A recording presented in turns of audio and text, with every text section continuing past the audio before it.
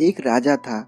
उसका खजाना धन दौलत से भरा हुआ था, मगर फिर भी उसका दिल करता था कि उसके पास और भी ज्यादा धन दौलत हो। राजा को शिकार करने का भी बहुत शौक था। एक दिन राजा अपने सिपाहियों को साथ लेकर जंगल में शिकार करने गया। जंगल बहुत बड़ा था। शिकार करते करते राजा जंगल में बहुत अंदर चला गया। वहाँ उसने एक हिरन देखा।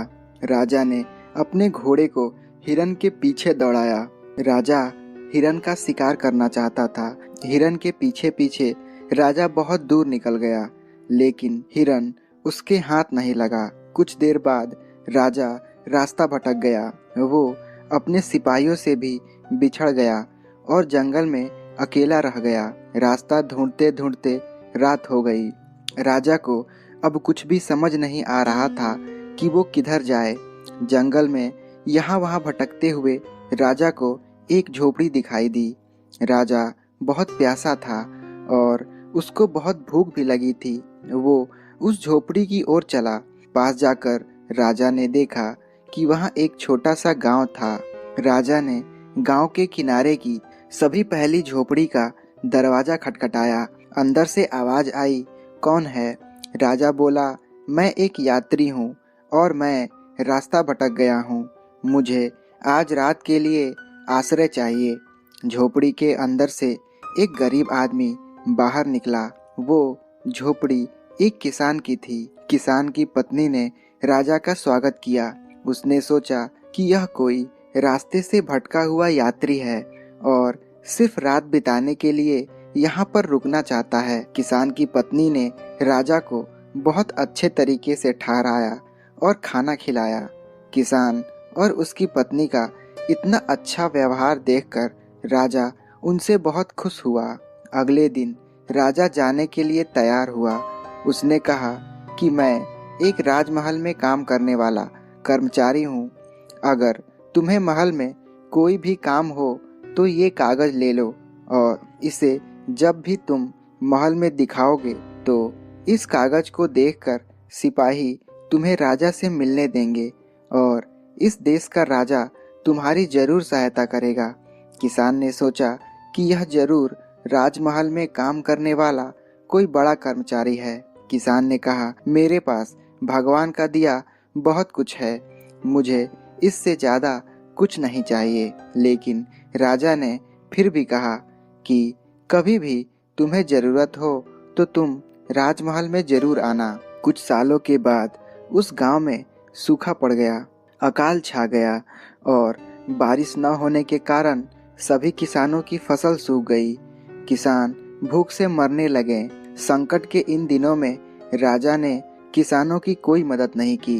एक दिन बहुत अधिक परेशान होकर किसान की पत्नी ने किसान को वो कागज देकर कहा कि राजा के पास जाओ और कुछ मदद मांगो। किसान जाना नहीं चाहता था, लेकिन गांव के और लोगों ने भी कहा कि तुम्हें जाना चाहिए और अपने गांव के लोगों के लिए राजा से मदद मांगनी चाहिए। सबके कहने पर किसान मान गया और राजा के महल पर पहुंचा। महल के बाहर सिपाहियों को किसान ने वो कागज दिखाया।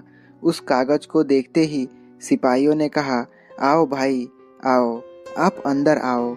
सिपाहियों ने एकदम से किसान को राजमहल में भेज दिया। किसान राजमहल के अंदर गया। उस समय राजा राजमहल के मंदिर में था।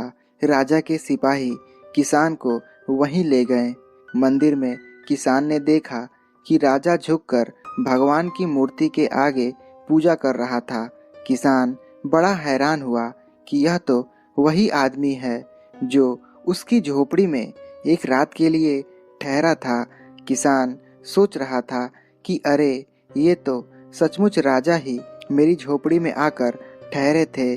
किसान को तब और भी ज्यादा हैरानी हुई जब उसने देखा कि राजा भगवान से गिड़गिड़ाकर धन और दौलत की भीख मांग रहा था। राजा भगवान से और भी ज्यादा धन दौलत मांग रहा था। किसान तो वहां रुका ही नहीं और एकदम से वापस लौट गया। राजा प्रार्थना में व्यस्त था। राजा के सिपाहियों ने किसान को रोकने की कोशिश की, लेकिन वो नहीं रुका। राजा को बाद में पता लगा कि वही किसान महल में आया था जिसके घर राजा रात में रुका था, लेकिन वो राजा से मिले बिना ही वापस चला गया। राजा इस बात से बहुत दुखी हुआ और तुरंत रथ में बैठकर किसान के गांव की ओर चल पड़ा। आधे रास्ते में ही राजा को किसान जाता हुआ मिल गया। राजा ने किसान को रोककर पूछा कि भाई, तुम महल से इस तरह मुझसे मिले बिना ही वापस क्यों लौट आए? किसान ने कहा, महाराज, मेरे गांव में अकाल पड़ा हुआ है, गांव के लोग भूखे मर रहे हैं। मैं तो आपसे अपने गांव के लिए मदद मांगने आया था, लेकिन मैंने देखा कि आप तो भगवान से और भी धन दौलत मांगने के लिए प्रार्थना कर रहे थे। आप तो खुद भगवान से धन की भीख मांग रहे थे। मैंने सोचा आप तो खुद बहुत बड़े भिखारी हैं, आप मुझे क्या देंगे? यह सुनकर राजा बहुत शर्मिंदा हुआ। राजा को यह भी एहसास हुआ कि वो कितना लालची है। उसकी प्रजा अकाल और भूख से मर रही है और वो उनकी सहायता करने के बजाय भगवान से और भी धन दौलत मांग रहा है।